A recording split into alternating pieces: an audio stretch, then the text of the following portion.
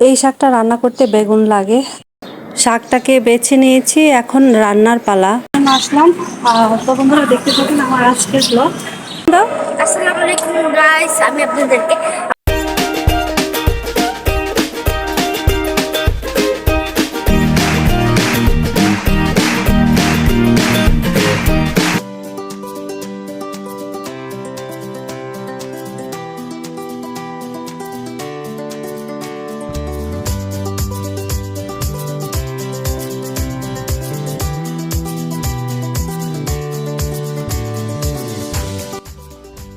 আসসালামু আলাইকুম। Linus lifestyle YouTube channel থেকে সবাইকে জানাচ্ছি অনেক শুভেচ্ছা, স্বাগত।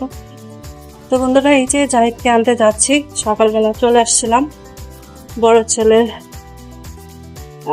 জুতা ছিল ছাদের উপরে, তো বৃষ্টি বৃষ্টি ভাব ছিল, তো যার ধরুন জুতাটার জন্য আমাকে বাসায় আসতে হলো।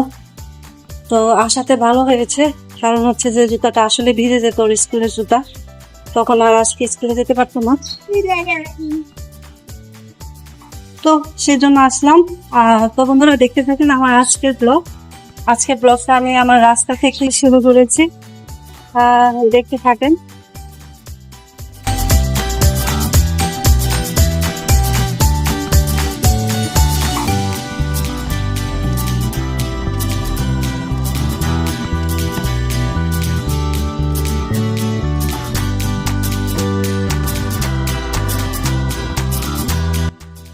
এই হচ্ছে আমাদের এলাকার বাজার, এবং টেম্পো স্ট্যান্ড বলেন বা বাস স্ট্যান্ড বলেন বা রিক্সা স্ট্যান্ড বলেন, সবকিছু এখানে। অনেক বড় এরিয়া এই জায়গাটা। তো এখান থেকে আমাদের মূলত যে কোনো জায়গাতে যেতে হলে টেম্পোতে উঠতে হয় বা সিএনজিতে উঠতে হয়, অটোতে উঠতে হয়, রিক্সাতে উঠতে হয়। বাস মাঝে মধ্যে আসে বা কন্টিনিউ বাস এখানে থাকে না। তো বাসে যেতে হলে একটু 14 নম্বর যেতে হয়। তো এটা হচ্ছে আমাদের বাসানটেক বাজার। তো এখান থেকে আমরা মূলত সব জায়গায় যাই। তো এখান থেকে মিরপুর 10-এ যাই, এখান থেকে আমার ছোট ছেলের স্কুলে যাই। তো এখন যাচ্ছি ছোট ছেলের স্কুলে। তো আমি অটোতে বসে গেছি, এখন ওয়েট করতেছিলাম যে কখন অটো ছাড়বে, কারণ আমার ছেলের 10টার দিকে ছুটি, তো সে আসায়। স্কুল থেকে আসার পথে 2 ধরনের শাক নিয়ে আসছিলাম। একটা হচ্ছে আমাদের ছাদে হয়েছিল, কিন্তু বেশি একটা হয়নি, যার দরুন খেতে পাচ্ছিলাম না। ছাদে দেখেই মন চাইছিল কবে খাবো, কবে বড় হবে তারপরে খাবো, মানে একদম অস্থির হয়ে গিয়েছিলাম এই শাকটা খাওয়ার জন্য। আমার খুবই একটা ফেভারিট শাক, আমি খুব পছন্দ করি এই শাকটা খেতে। আমাদের ডিস্ট্রিক্টের মানুষেরা খুব পছন্দ করে এই শাকটা। এই শাকটা একটু তেতো টাইপের, মানে সেই জন্যই এটা টেস্ট মূলত বেশি লাগে। আর আরেকটা শাক নিয়ে আসছি, লাল শাক। তো এখন আমি এই শাকগুলোকে বাছবো, তবে এই শাক বাছতে অনেক অনেক সময় লাগে। এই গিমা শাকগুলো একটা একটা করে পাতা বাছতে হয়, যার দরুন অনেকটাই সময় লাগে। আর এই গিমা শাকটা আমি রান্না করব হচ্ছে বেগুন দিয়ে, তারপরে সাথে দিব আলু আর এই শাক।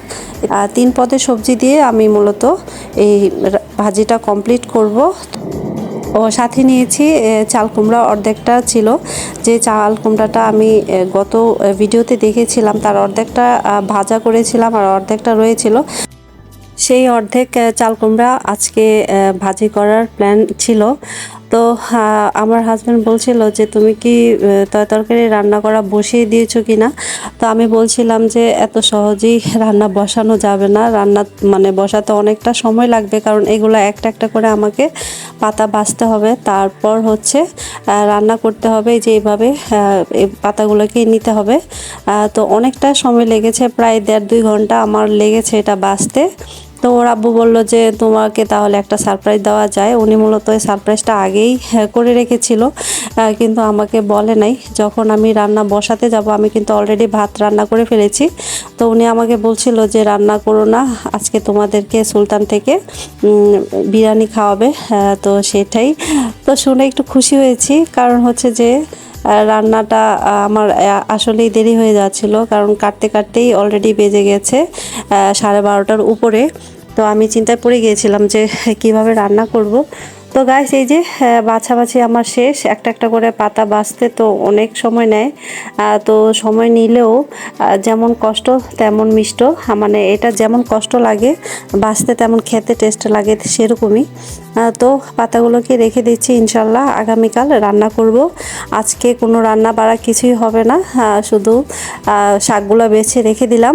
তো চাল কুমড়াটাও ভাজি করার প্ল্যান আছিল, কিন্তু চাল কুমড়াটাও রেখে দিয়েছি, কারণ জাহিদ গতবার ভাজি করেছি, যে চাকচাক করে চাল কুমড়া ভাজি করেছি, সেটা জাহিদ খুব পছন্দ করেছে। ও আমাকে বলেছে এটা দিয়ে আবার চাক ভাজি করবেন, কোনো রকম তরকারি রান্না করবেন না। তো গাছ এই যে 2 পদের শাক আমি ভালোভাবে পলিতে রেখে দিচ্ছিলাম, ইনশাল্লাহ আগামীকাল আমি রান্না করব। আর যখন আমি গিমা শাকটা ভাজা ভাজা করব, তখন আমি অবশ্যই এই রেসিপিটা আপনাদের সাথে শেয়ার করব, কারণ এই রেসিপিটা অনেকেই জানেন না, অনেকেই কিন্তু এই শাকটা চিনেন না। আমি কিন্তু ভ্যানওয়ালাকে, মানে যখন কিনছিলাম ভ্যান গাড়ির থেকে, তখন এক লোককে জিজ্ঞাসা করেছিলাম যে ভাই আপনি এটা চিনেন কি না। তো উনি বললো যে এই শাক আমি জীবনেও দেখি নাই, এটি কী ধরনের শাক বা এটার নাম কি আমি জানি না। তো আমি ওই লোকটাকে জিজ্ঞাসা করলাম যে সত্যিই কি আপনি জানেন না যে এটা কী শাক। তো উনি বললো যে আসলেই আমি জানি না এটা কী শাক। তখন আমি ওনাকে বললাম যে এটা গিমা শাক। আর তো উনি আমাকে বললো যে এটা খেতে কেমন। তো আমি ওনাকে মানে ওনাকে বললাম যে এটা খেতে একটু তেতো টাইপের। ও আচ্ছা, তাহলে তো এই করলার মতো। উনি বললো যে করলার মতো। তো আমি বললাম যে হ্যাঁ করলার মতো, কিন্তু পাতাটার একটা গন্ধ আছে, যার দরুন এটার টেস্টটা ভালো লাগে, শুধু পাতাটার গন্ধের কারণে, আর কিছুই না। তো যাই হোক গাইস, আমি সব রেখে দিয়েছি। এই যে আমাদের দুপুরের লাঞ্চ চলে আসছে সুলতান ডাউন থেকে, ওখান থেকেই নিয়ে আসছে আমার দেবর, ওনার ফ্যামিলির জন্য এবং আমার ফ্যামিলির জন্য নিয়ে আসছে। তো আমরা অলরেডি অর্ধেক খেয়ে ফেলেছিলাম, কারণ হচ্ছে যে প্রচুর খিদা লেগে গিয়েছিল। তখন আমি, আমার ছোট ছেলে এবং জুনাইদের আব্বু, আমরা খেয়েছি 3 জন। আর জুনাইদকে যেহেতু আগেই খাবার খাওয়াই দিই, তো যার দরুন ও খেতে পারে না, ও ভাত খেয়ে গেছে, তো ওর জন্য রেখে দিয়েছি। তো গাইস আসসালামু আলাইকুম গাইস, আমি আপনাদেরকে আমাদের ছাদ বাগানে একটা জিনিস, সুন্দর একটা জিনিস দেখাবো। সেটা হচ্ছে যে আমরা যে আজান দেয় তো তোমার গাছ কথা শুনবে না। আমরা যে টমেটো গাছগুলো কথা দেখি, আমরা এখানে আমাদের টমেটো গাছগুলো দেখুন, এই গরমের মধ্যে আমাদের কতগুলো সুন্দর সুন্দর টমেটো হয়েছে। আর এইসব টমেটো গাছ কিন্তু বার্মিস টমেটো গাছ না, যেখানে এখানে একটি আমাদের টমেটো গাছ আছে, যে আপনাদের চোখে মনে পড়বে না। হ্যাঁ পড়ছে পড়ছে, আর এখানে থাকো। এখানে আরেকটা নতুন একটা টমেটো গাছ আছে, সেটা আমি আপনাদেরকে দেখাবো। সেটা হচ্ছে এখানে একটা হ্যাঁ, এখানে একটা সুন্দর একটা টমেটো গাছ আছে। আর এই পাশের গুলো এখানে যে ছিল, এখানে হচ্ছে একটা টমেটো গাছ আছে গাইস, এখানে একটা টমেটো গাছ, ছোট ছোট। আমাদের কিছু টমেটো গাছ হচ্ছে এবং হলো ছোট ছোট। আর আমরা যদি যত্ন নেই আর গরম যদি কম পড়ে তাহলে হয়। আর গাছগুলো মাশাআল্লাহ দেখ, ইনশাআল্লাহ সামনে খাইতে পারবো।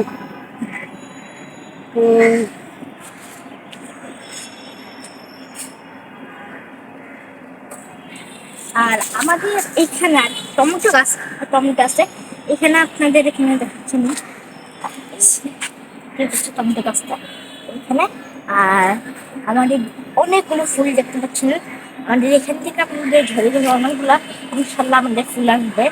আর যদি ঠান্ডাতে থাকে, আর একটা কথা, আপনারা যে মানবতা দেখছেন ওগুলো আসলে বিদায় নাও। গরমের কারণে। আমরা এখন আল্লাহ হাফেজ নেবো, বিদায়, টাটা। তুমি আল্লাহ হাফেজ নিবা।